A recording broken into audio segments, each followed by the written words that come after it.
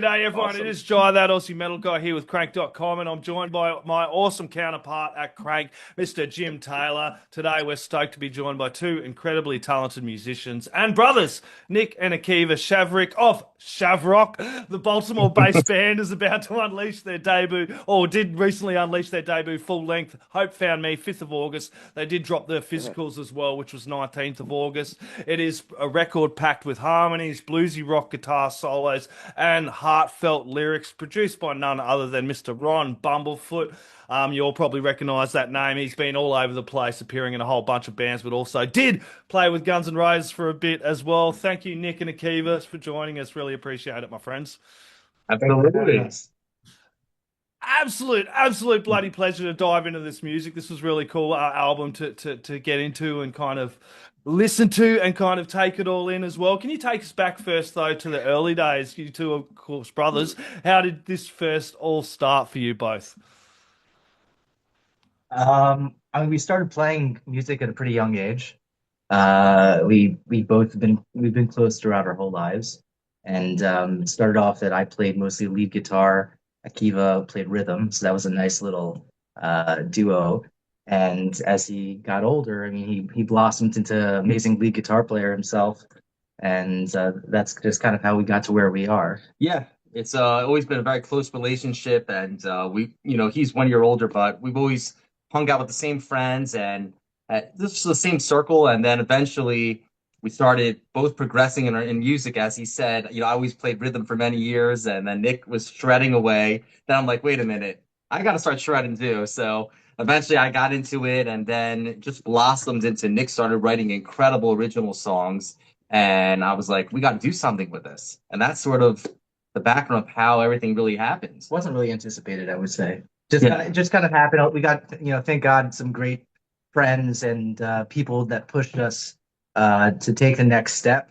So that's really how we kind of got to where we are right now, is a lot of push, a lot of support to get it out there. There was too much music we were sitting on for so many years, and we kind of just polished it and finally put it out.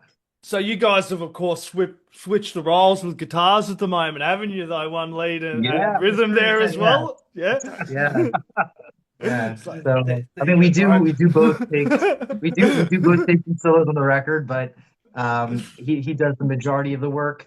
We even had Ron Bumblefoot take two of the solos on the Yes. record, which are just unbelievable. Yeah. Get into But that. yeah, we definitely traded places a little bit, and Yeah, it's been cool, honestly. Like, there's certain songs that many people don't even know that on the songs themselves, like Nick will start on the solo. I'll come in, like we have a song called Dazed and Confused. Like begins the solo, I come in for the middle section, then he finishes it. And we did that on a bunch of songs, like Burning Sky as well. I'll start the solo, and then he'll come in. So there's like three songs that yeah. we're both playing So solos. it was a fun project to really collaborate, and we're very similar in our style, but still different. So it was fun to do. Absolutely. Yeah, because I seen that and I was wondering that listening. Sorry, Jim, 2 seconds. Wondering that with the album, with you two bouncing off, were you doing that at certain points, like one Yes. Yeah, going the leads and then swapping into the rhythms? Because I have. Yeah, we did that. it wasn't even planned originally. We just kind of start off and Yeah, we did with a couple of songs. Bring Them Home had that too, I Yeah. think. Yeah. Yeah, I think we did three songs on the record that have that type of feel. It's not exactly the same formula because, as he said, Burning Sky, he starts off and then Right. I take over and finish.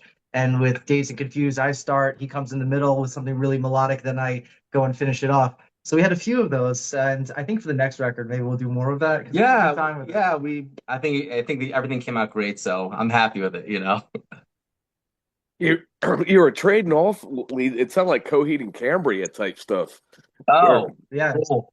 Yeah, I Like, mean they're great, and it's we just figured that, listen, like not many bands have two lead guitar players, as you know, I'm sure. So we figured that, like, if we have that, we might as well take advantage and go for something and try to create something very cool. And I think we let's just succeeded. have more fun. Yeah. Also, I think Well, that's also true. at least for me, I'm not stuck just playing rhythm guitar the whole time. Right.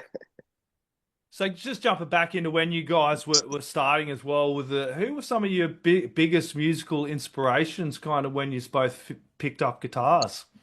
That's a great question. And so we have to say that our two main guitar inspirations were Slash from Guns N' Roses, obviously, and I would say even more was Zach Wild from Ozzy.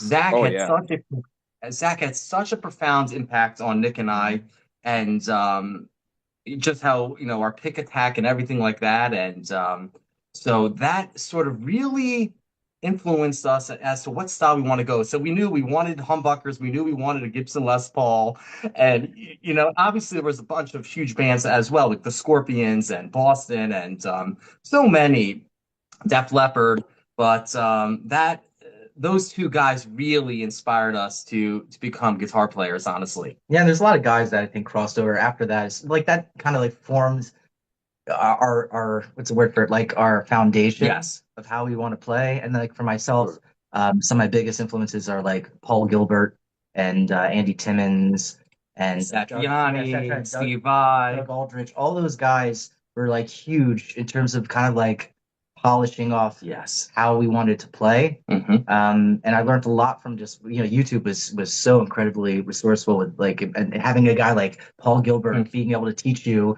like by him posting his own videos, he becomes everybody's teacher, which is really, really cool. And you get to learn and pick up on a lot of little pieces and kind of like form your own style to a certain Yeah, extent. I think that's the perfect way to say it in the sense that, and it's a lifelong, process. I came across Joe Bonamassa, I don't know, a bunch of years Much ago. later, yeah. And Later later on in our journey, and then I was like, wow. And then Gary Moore, obviously, and then I would obviously bring that into my playing. So, thank God, it's been a interesting culmination of like guitar Right. influences. That's sort of what made Shavrock and our guitar style. Well, That's Shavrock. incredible. Yeah, you go, Jim, please. No, no, no, no. I'm Okay. just Shavrock pointing that sound out. blends that does jumping in from further from what you were saying. That sound that you have got there, it does blend that classic rock, the blues, and has those real modern melodic elements. And on first listen, I had to go back and listen again to fully grasp the album and those little nuances and those guitar riffs and the melodies and the picks on it as well. Was that a natural progression? Was something you guys were going for, or was this something you consciously set out to perform and make? We consciously, we really had an idea as to what we wanted to do.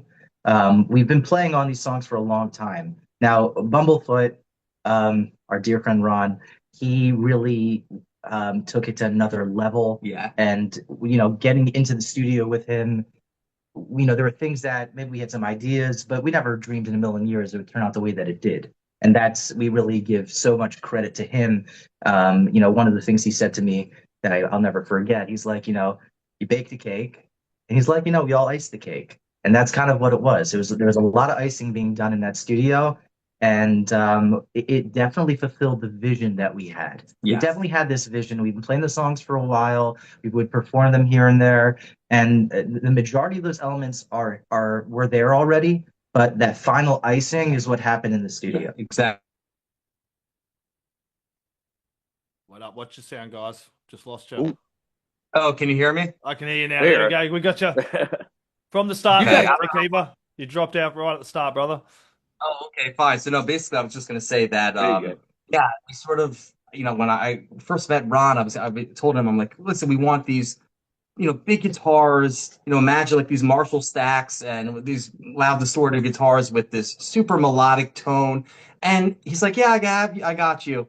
And I was nervous. I was like, do I need to bring gear or whatever? And lo and behold, Ron just took care of everything, and he gave me the most perfect tone for my Les Paul. And yeah, we couldn't be happier, honestly.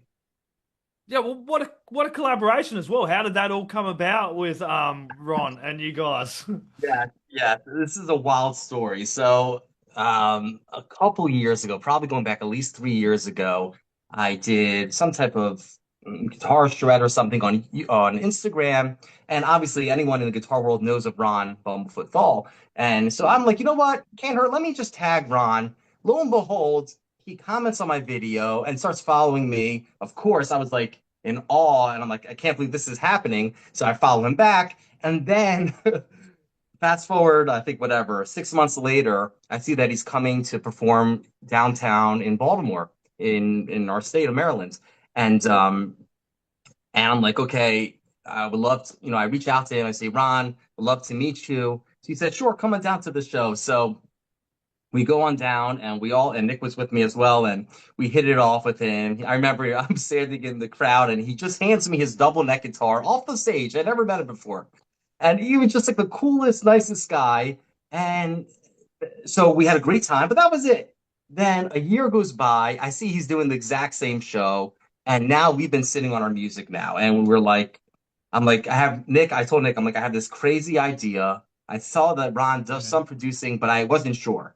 So I go down to the show and it was a whole long story of how I got backstage, but I finally got backstage. I said, the Bearded Shredder's here to see Ron Bumblefoot. And then like 2 minutes later, the door swings open and Ron pulls me backstage.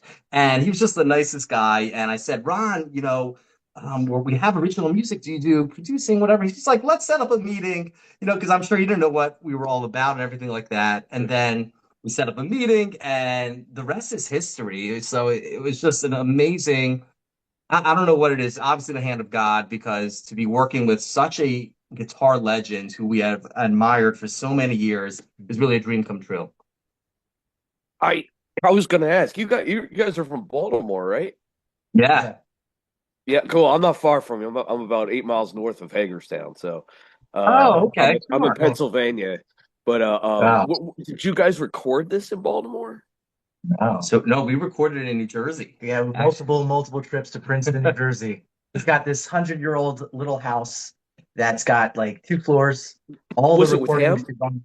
Yes. Yeah, Everything. This Okay. whole album we recorded at Ron's place. He recorded at a studio. Mixed, mastered everything. Everything was done by him there. It sounds great. Oh, thank you so much. Really does. It's such a clean sound with It really is. everything. Exactly. Like, and that was that's also amazing. important. 100%. Yeah, he knew when I said to him, we want like by the solos, we want them, just to be in the. He understood everything that we were concerned about. He understood going into it, and we left with zero concern. Yeah. Like it just everything exceeded expectations, like tenfold. As I said, it's a dream come true, really.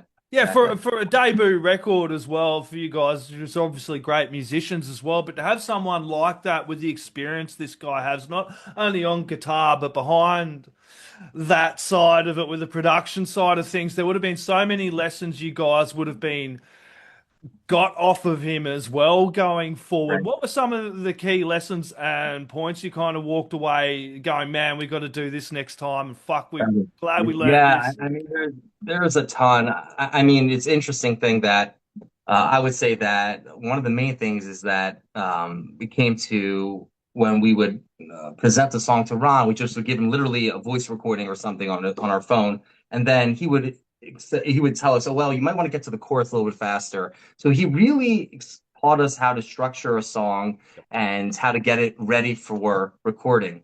And that's sort of one thing I learned. How about you? Yeah, so the arrangements, we had a more simplified version of how we wanted arrangements to be, and we really got to understand through the process, as he said, sometimes you want to get to the point quicker, less repetitions on the chorus, things like that. So, but after the second or third trip up there, because we would do tempo maps, and so as he said, we would send him like, a rough voice recording I'd do on my phone and play an acoustic guitars, and the two of us would sing or whatever on there.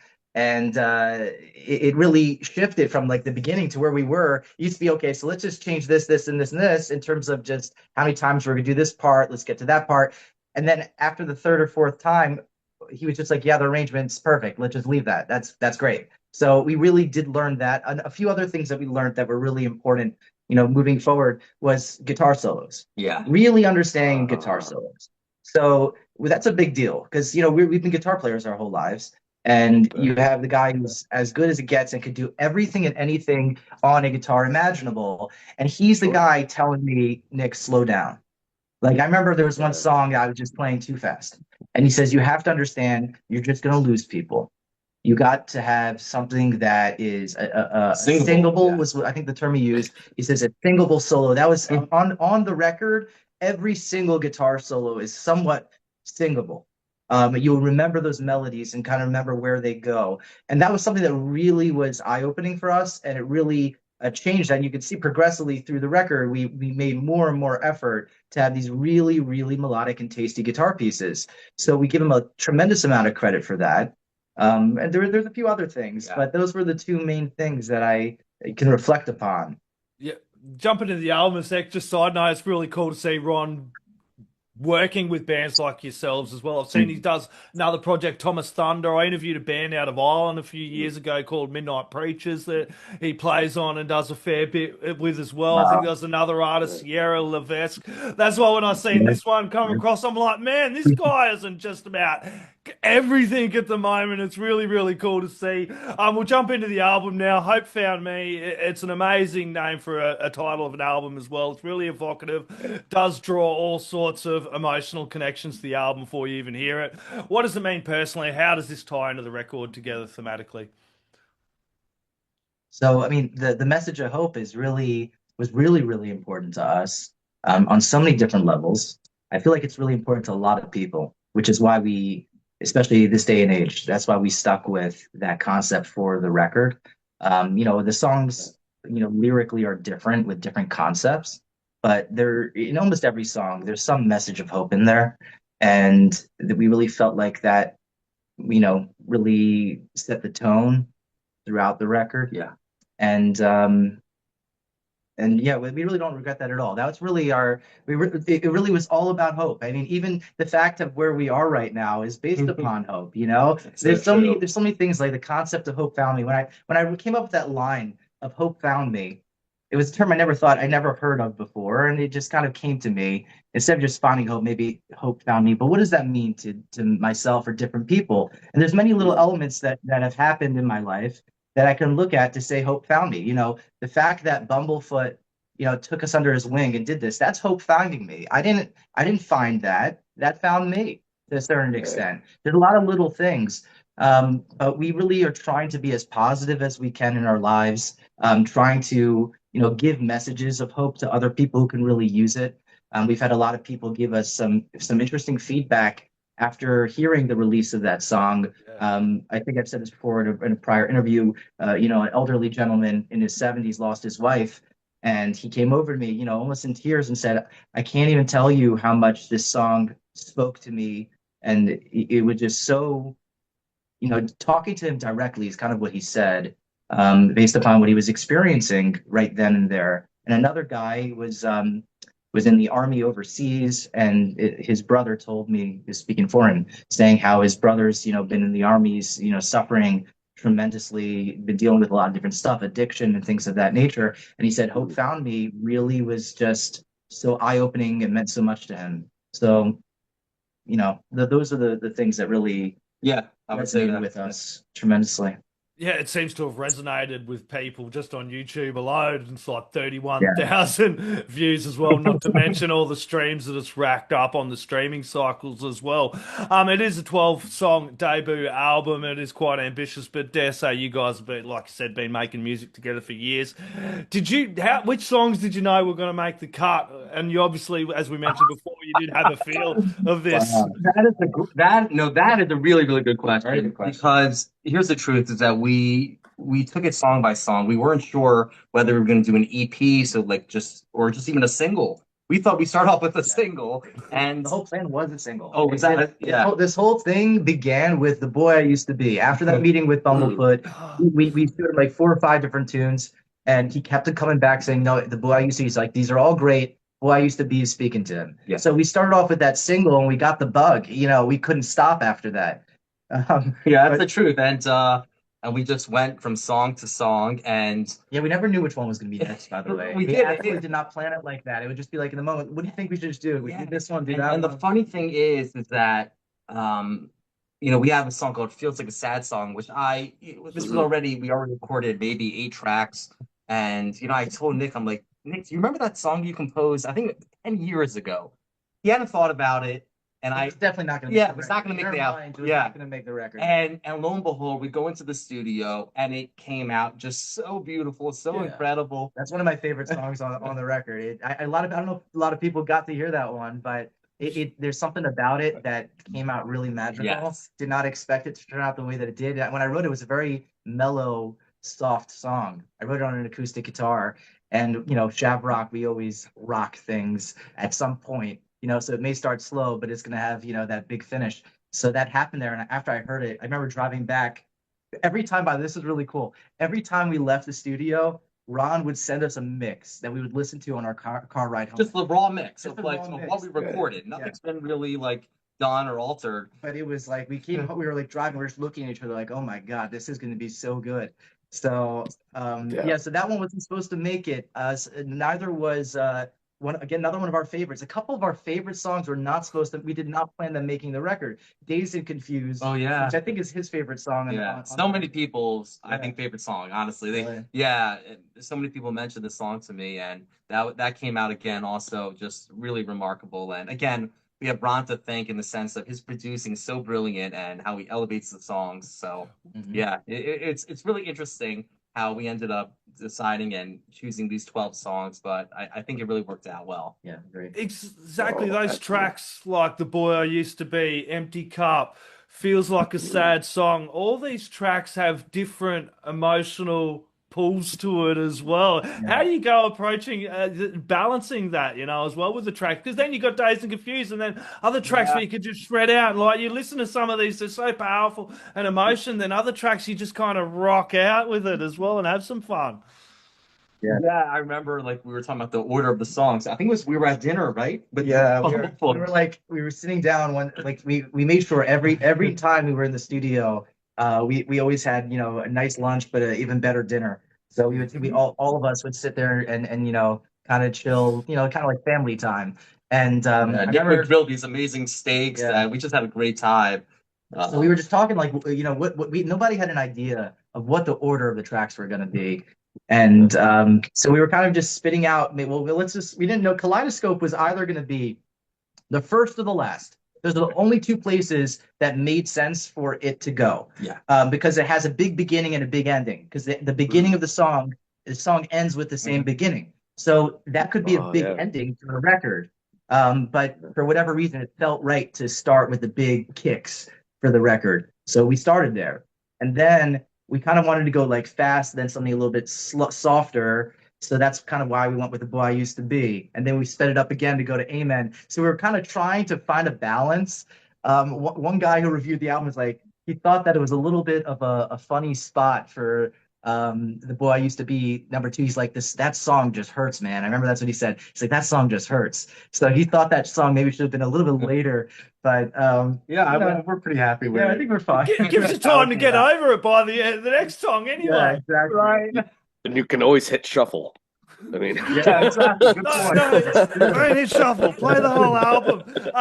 Exactly, front to back. Exactly. Yeah, that's it. I think Kaleidoscope was a great place for it because if you listen to you guys, and I know a lot of people get stuck in the streaming cycles and they go, oh, yeah, okay, then those are the two singles. We'll listen to them. They've had a lot. Listen, when you chuck in the whole album, you hear Kaleidoscope, you're like, oh, okay, then you've got all these different, sounds coming at you, but also, as you said, as we were talking about, you're able to come in through the light and the dark, through the heavy, and hit the home, and then rock out as well, and then have these emotional pulls with these tracks as well. Right. Exactly. Yeah, it was a cool process, getting the order right, but I think we did. Yeah. I think so too. Okay, and so now the album's been out for a little bit. You guys have had a little bit of time to digress, and I know this track changes, and we could say, which track at the moment for you guys is your favourite, or do you feel best represents Shavrock at the moment, and why? Wow. Yeah. That's a good question. Yeah. Wow. I mean, I could tell you, I would say Kaleidoscope, I think, is most popular. Which is interesting. Yeah. It's funny because I feel like when I wrote that song, it was my most popular song that I would play for people. There was something about that song that hooked them very quickly. But as the songs I would write after that, like when I started playing Hope Found Me, that was a song that really, broke people, to say the least. It kind of was like that song that people just needed to hear. For me, it happens to be now my favorite song to play live. I think it's the most intimate song. It's got the most powerful message. Also, the way that it kind of explodes at the end that nobody expects, like like the octave higher, and kind of just more of a powerful vocal. It's such a soft vocal, and it's a soft, pretty harmony between him and I. And then when I go to the higher register, and we kind of just the guitars come in really full, heavy guitars, and the guitar solo, every part of that just it's almost just like its own symphony. Yeah, and it just feels. was. For me, I agree in a way. It was definitely a very, very special song, and every time I listen to it, I really am just blown away of how it came out and how melodic. I don't know. Like this guitar solo just flowed. Honestly, it just flowed straight out from me, and it came out wonderful. And so many people actually, I do a lot of YouTube streaming and stuff like that, and so many people constantly are actually referencing that song, and they're saying they're going through hardships, and that song just means and speaks to them so much. So I would agree with Nick. And there's a reason why it's the title track of the record. I like a lot of these songs. I know it's so hard to really choose. hard. Yeah, I know, dude. It's like picking a child. I know. I hate doing it to bands. And it's funny because when we're so focused on like the one or two songs, like the Kaleidoscope Hope Found Me, we kind of like forget about like Empty Cup. Right. And Empty Cup is a real that's one of the songs that I'm probably most proud of on the record. I don't think we've ever talked about it in an interview, but there's so many things about that song. Actually, I was talking to my mom today, specifically about that song, Out of the Blue, about the lyrics about that song. And she's like, she actually had this idea. She said, you got to get the lyrics out there because not everybody may really understand what you're saying or until they like read it on a piece of paper. Right. But the lyrics in that song are really strong. They're really, really deep and meaningful to a lot of people as well. So it's one of those like sleeper songs. And actually, I think I'm the actual guitar solo on that song. Yes, and think I'm the the guitar really cool, unique thing is, as you guys know, there's very few modulations, key changes in I today's think we have 4 keys world. in there. And we Right. decided, okay, we got to do this 80s themed, huge key. So we have like the drums Big come drums in. that come in, and then we and- went up like I don't know, we modulated Yeah, like 4 keys so up. That's such a special That song. only happened in the studio. That was not really planned. That was like we talked about it in the car ride up actually. So while driving for a couple hours, one of the things that came up was like maybe we should just modulate, and we ran the idea by Ronnie. He's like, yeah, let's try it. Yeah. So many things happened honestly in the studio where the magic happened. That's the honest truth. Like Kaleidoscope, oh my gosh, the whole thing like happened in the studio. yeah, that was a magical song. Everyone had like different points of view of like Ron had a point of view and Nick had a point of view and I did, and we're like, how are we gonna make this work? And in the end, it came out. everybody. Yeah, everyone listened to each other, and it came a masterpiece. Yeah, totally. Brilliant. Glad And I it truly mentioned- did. It did. I'm glad I mentioned Empty Cup because that, as with the other tracks I mentioned, does have that emotional pull. And that's the joy of jumping into whole albums. And you guys, obviously, album lovers as well, putting on that album and just be surprised. As a listener, my favorite tracks change every week. I know when I was growing up, I'd put on the CD and I'd listen to it over and over again. One week you're playing one, another week it's like, oh, this one's my favorite. And that's why people need to get out and digest albums still. So it's great to see you guys dropping this one as well. Speaking of, we'll jump into a few first short questions and then we'll let you guys go. First album you've ever bought? Okay, so we'll admit this, that I feel like we had a lot of burned CDs as kids. I do, so did I, man. Yeah, so I'm trying to think so I think the first CD that we bought, believe it or not, completely different genre. Actually, my dad bought it for us. It doesn't count. One of the first, I remember my dad coming in, like he gave us a Michelle Branch CD. Oh, It was actually a really good CD. But I love her, dude. Yeah. He's all in, bro. I knew it would be. great. And Goodbye to You. Come on. Like, yeah. Yeah. And it's funny because my dad's the guy who introduced us to GNR, but he still understood good music. So it's like when she came out with that song Everywhere, she actually had a great record. Yeah. It's a lot better than I think people realize. But anyways, I remember like Daughtry's first album. I clearly remember running out and buying that the second that came out.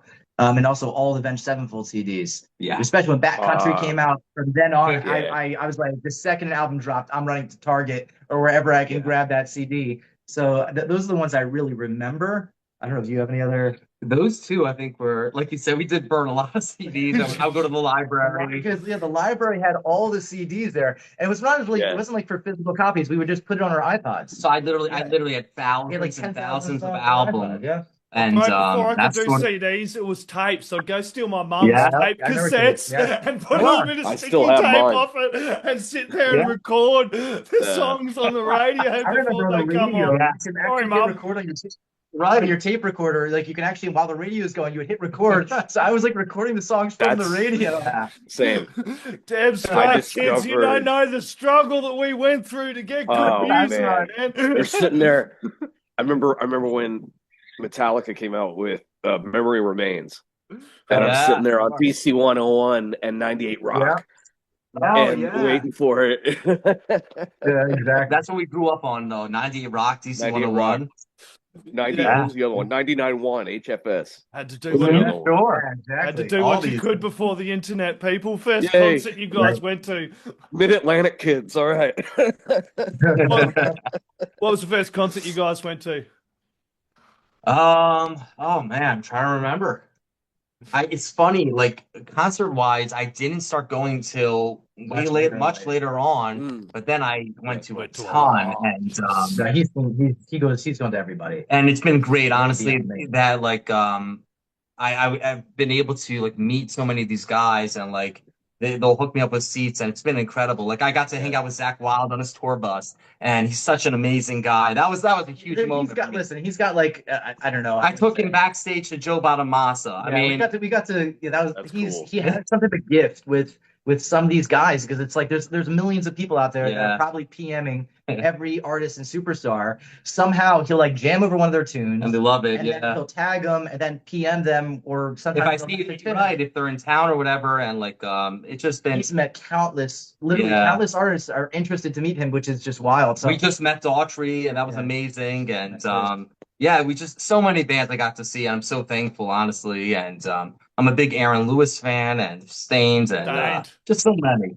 Yeah, dude. Man, that's like Jimmy here, dude. I'll be like chatting away. He's like, "Oh, I'm just ringing up. I'm in, I'm at JD's house at the moment to Servios. We're just hanging out." Or, Yeah. "Oh, Morgan Rose is just drumming on my album. It's all good, dude. Don't worry. I feel your pain there, Nick."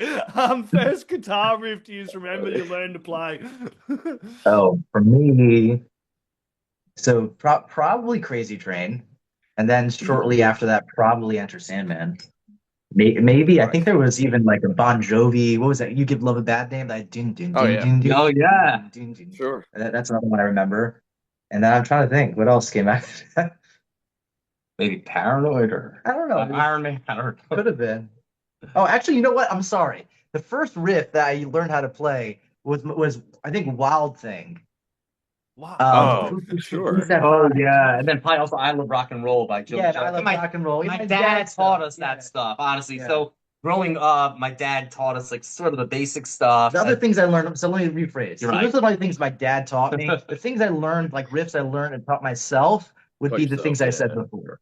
Yeah. Okay. Or like Sweet Child of Mine, Yeah, you those taught are- exactly. yourself all that.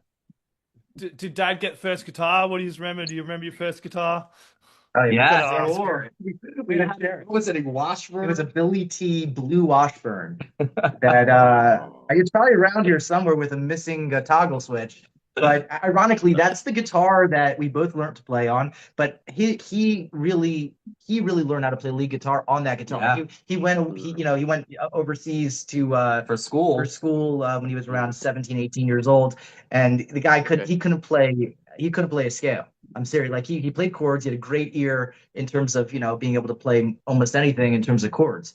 But he was not a lead guitar Yeah, I player. never messed with it, and then Some 8 months later, and you're like, "What in the world just happened?" He's literally sitting there shredding in his dorm room, annoying everybody around the block. Everywhere. And, Damn you'll put straight. stories. There are people. There are like different classes going on, and he's sitting there just in his dorm room jamming, and they're hearing it in the classroom. Like, what the heck is and I was going like on here? nonstop. Like Just I nonstop became playing. like so focused on guitar when I was away, and I'm so glad I did. And so now we have two lead guitar players in Shavrock. So Damn straight. Look where it got you both. Nick, Akiva, this has been an absolute pleasure getting to chat with you guys. Congratulations again on Hope Thank Found Me. you For so everyone much. watching, the album is out now, digitally and physically. So go out there, crank it loud. The neighbors are going to want to hear it. Thank you guys You as can you find us, by continue the way, bringing also on hope and Deco. rock to the world. Last word, Thank shout you. outs, thank yous, links, all on you, my friends. Yes. Yeah, So exactly. yeah, if you go to Shavrock Band / Linktree, that has all of our links, as well as if you want to order merch, you go to Deco Entertainment / Shavrock. And we're on Instagram, we're on Facebook, we're on Spotify, all the big platforms. So please check it out. And you guys can see we got actually, we are selling these really cool CDs. And That looks I really have to tell good. you, the sound quality, it just sounds amazing. Yeah, CDs are next level compared to MP3s. It's just like everything's so, condensed, and as long as you got a Yeah. CD player, Right. you can hear the real Right. And we thing. got these really cool Shavrock hats. I'm So gonna get one yeah, of those. yeah, absolutely. Yeah. So you're close enough to Baltimore. We'll I'll, have to meet one I'll day. I've said it so many absolutely. times, you can't fuck with the qualities. Yeah, stream it, but if you really like it, you want to Yeah, support the bands, go Right. out there, buy the bloody albums, buy the vinyls, go get the concert exactly. tickets. Yes. Thank Thank you you. so very much, mate. Thank you for having us. Absolutely. It's been a real